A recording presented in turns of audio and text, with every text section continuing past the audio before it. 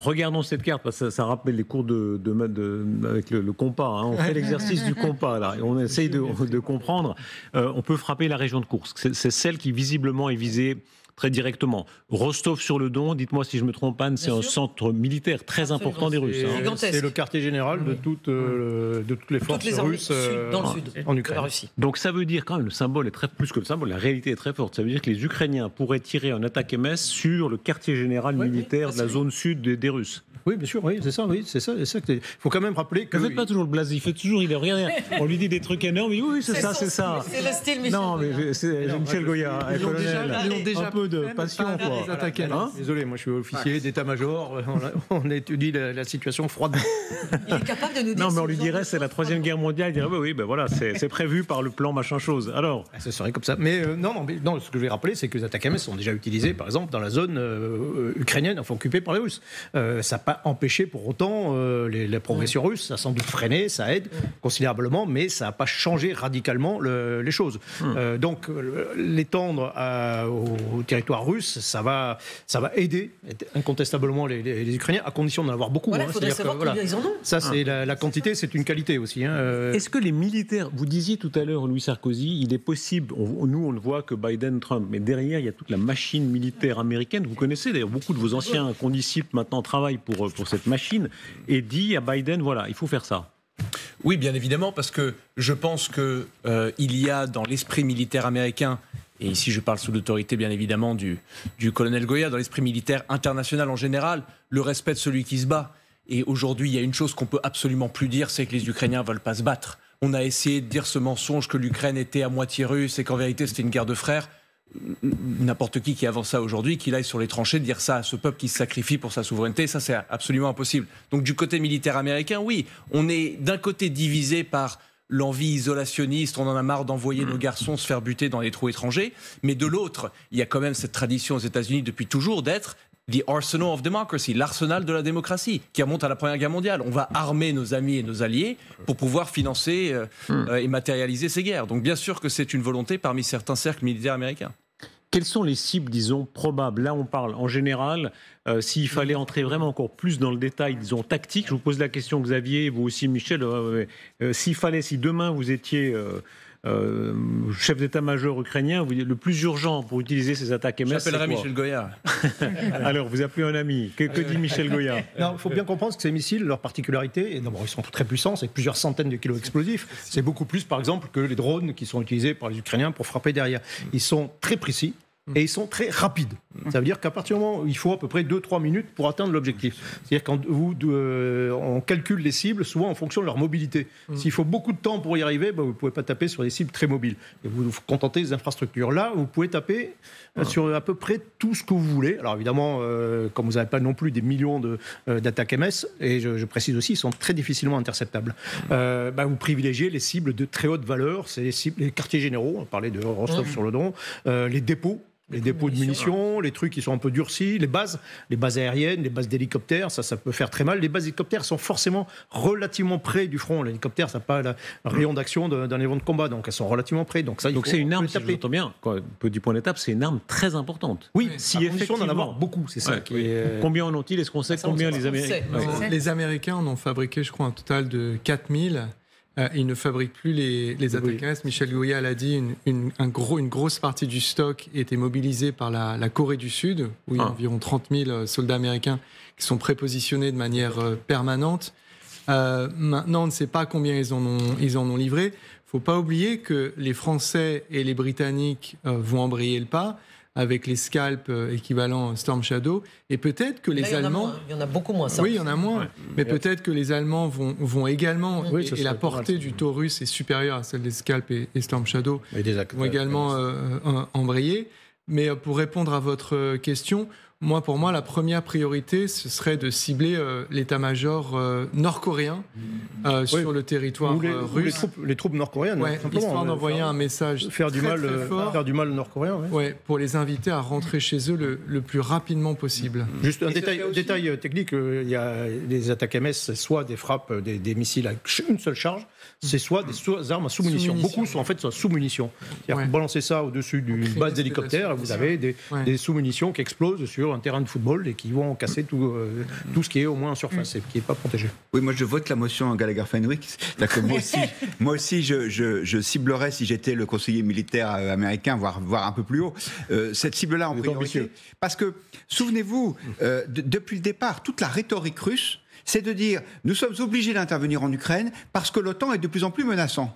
Ce qui est vrai, c'est que objectivement, si les Américains balancent leurs missiles à longue portée sur le territoire russe, c'est une menace qui se matérialise un peu, même si elle a de bonnes raisons pour ça. Alors si vous frappez une armée étrangère, alors là, pour le coup, ça change un peu l'histoire. Et je pense que même d'un point de vue diplomatique, parce qu'il y a évidemment le monde entier qui va regarder ces frappes. Souvenez-vous, ce Sud global dont on a parlé si souvent et qui dit mais de quel droit est-ce que les Américains décident ça c'est bien, ça c'est pas bien, l'Irak, hop, j'envahis, ça non, je touche pas parce que le président me plaît. Ça, ce serait un strike. S'ils tuent d'un coup 500 Coréens, 500 Nord-Coréens, disons que moi je trouve que ce serait un coup de maître. Et populaire aux États-Unis. Politiquement, c'est pour faire le lien. Bien sûr, parce que ça fait 30 ans que les Nord-Coréens, c'est George Bush, the Axis of Evil, c'est un des pays qui est l'ennemi juré. On est à la limite de l'éducation soviétique que vous avez dû connaître. Darius, vous n'étiez pas américain, certes, mais c'est avant mon temps, mais on disait c'est l'ennemi juré, etc.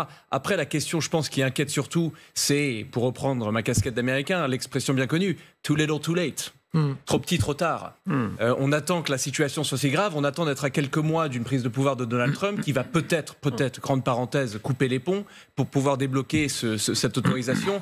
Ça paraît quand même, tout ça a le goût amer quand même d'une chute qui ne sent peut-être pas très bon pour l'Ukraine. Alors faisons le point, l'énormité de la nouvelle. Vous êtes avec nous, Justine Jankowski, aux États-Unis, quand le New York Times notamment dit ça y est, ce qui était impensable naguère a lieu, c'est-à-dire les États-Unis donnent l'aval à la longue portée pour frapper en Russie.